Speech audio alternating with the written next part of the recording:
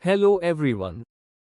Today we are exploring how MATLAB is used in control systems engineering for modeling and simulation. It's one of the most powerful tools for engineers worldwide. Control systems are at the heart of modern technology, whether it's robotics, automotive design, or industrial automation. MATLAB allows engineers to model these systems mathematically and test them in a virtual environment.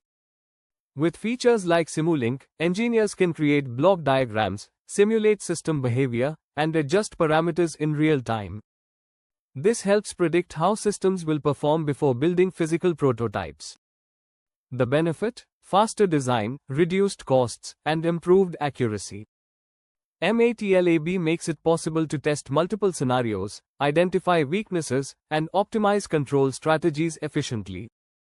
In short, MATLAB is a game changer for control systems engineering, offering powerful tools for modeling and simulation. Thanks for watching, and don't forget to like, share, and subscribe to my assignment solution for more engineering insights.